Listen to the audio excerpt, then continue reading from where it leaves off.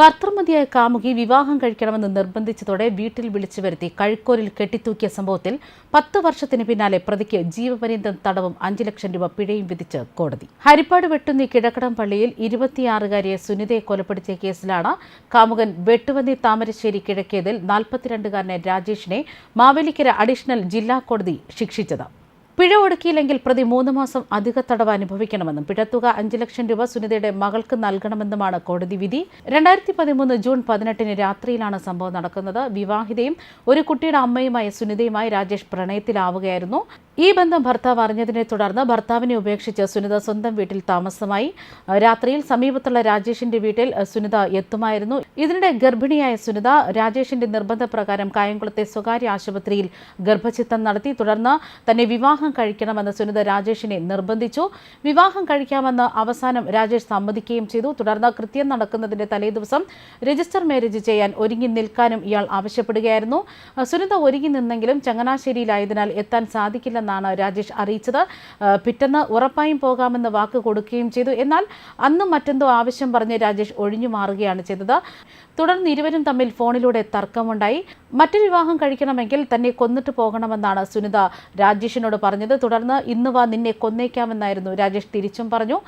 അന്ന് രാത്രി തന്നെ രാജേഷിന്റെ വീട്ടിലെത്തിയ സുനിത വിവാഹകാര്യം പറഞ്ഞ് തർക്കത്തിലേർപ്പെട്ടു. ഇതേ തുടർന്ന് രാജേഷ് സുനിതയെ ആക്രമിക്കുകയും തുടർന്ന് തുടയിൽ ചവിട്ടുകയും ചവിട്ടുകൊണ്ട് വീണ സുനിതയുടെ തല ഭിത്തിയിലിടിപ്പിച്ച് ഇതോടെ ബോധരഹിതയായി വീണ സുനിതയുടെ ഷോൾ ഉപയോഗിച്ച് തന്നെ രാജേഷ് വീടിന്റെ കഴുക്കോലിൽ കെട്ടിത്തൂക്കുകയായിരുന്നു. തുടർന്ന് മൃതദേഹമെടുത്ത് സമീപത്ത് തന്നെയുള്ള സുനിതയുടെ ഭർത്താവിന്റെ വീട്ടിൽ കൊണ്ടുപോയി കെട്ടിത്തൂക്കാനായിരുന്നു രാജേഷ് പദ്ധതിയിട്ടത്. എന്നാൽ 300 മീറ്റർ എത്തിയപ്പോഴേക്കും ഇയാൾ കുഴഞ്ഞുപോയി. തുടർന്ന് വെട്ടുവന്നി ബദനിയയിൽ കുഞ്ഞുമോന്റെ വീട്ടിന്റെ സിറ്റൌട്ടിൽ മൃതദേഹം ഉപേക്ഷിച്ചു എന്നാണ് നിലവിലെ കേസ്. സംഭവത്തെ തുടർന്ന് സുനിതയും രാജേഷും തമ്മിലുള്ള അടുപ്പത്തെക്കുറിച്ച് പോലീസിന് മൊഴികൾ ലഭിച്ചതോടെയാണ് അന്വേഷണം രാജേഷിലേക്ക് എത്തിയത്. ആദ്യ ദിവസം തന്നെ രാജേഷ് കസ്റ്റഡിയിലായെങ്കിലും 4 ദിവസത്തിന് പിന്നാലെയാണ് കുറ്റം സമ്മതിച്ചത്. അതേസമയം പോസ്റ്റ്മോർട്ടത്തിൽ സുനിതയുടെ തുടയിലും തലയിലുമൊക്കെ നിരവധി പരിക്കുകൾ കണ്ടിരുന്നു. ഹരിപ്പാട് CI ആയിരുന്ന ഉദയഭാനുവിന്റെ നേതൃത്വത്തിലായിരുന്നു കേസിന്റെ അന്വേഷണം. 22 സാക്ഷികളെയും 29 രേഖകളും 36 തൊണ്ടിമുത്തലുകളുമാണ് പ്രോസിക്യൂഷൻ കോടതിയിൽ ഹാജരാക്കിയത്. പ്രോസിക്യൂഷന് വേണ്ടി പബ്ലിക് പ്രോസിക്യൂട്ടർ സോളമൻ, അഭിഭാഷകനായ അരുൺ കെ ഇടിക്കുള എന്നിവരാണ് ഹാജരായത്. അതേസമയം സുനിത ആത്മഹത്യ ചെയ്തതാണെന്നും മൃതദേഹം അയൽവാസിയുടെ വീട്ടിൽ കൊണ്ടുപോയിട്ടത് അച്ഛനാണെന്നും പ്രതി രാജേഷ് കോടതിയിൽ മൊഴി നൽകിയിരുന്നു.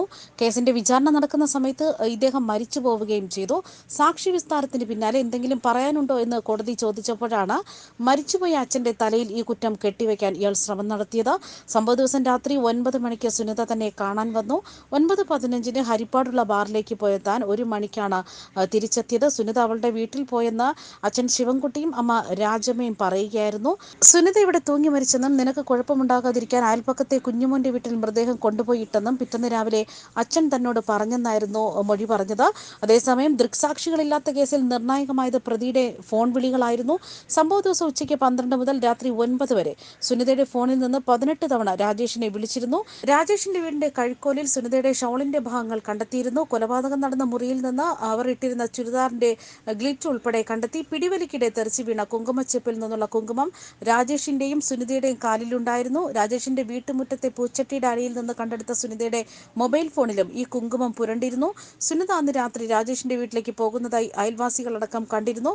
തുടർന്നാണ് ഈ കേസിൽ നിർണായകമായ മൊഴികൾ കിട്ടിയതും. ഇപ്പോൾ കൊലപാതകത്തിന് ജീവപര്യന്തവും കഠിന തടവും 5 ലക്ഷം രൂപ പിഴയും മർദ്ദിച്ച് പരിക്കേൽപ്പിച്ചതിന് 3 മാസം തടവും ആയുധം ഉപയോഗിച്ച് പരിക്കേൽപ്പിച്ചതിന് 1 വർഷവും തെളിവ് നശിപ്പിച്ചതിന് 2 വർഷം തടവ് എന്നിങ്ങനെയാണ് കോടതി ഇപ്പോൾ രാജേഷിനെ ശിക്ഷിച്ചിരിക്കുന്നത്. ന്യൂസ് ഡെസ്ക് കർമ്മ ന്യൂസ്.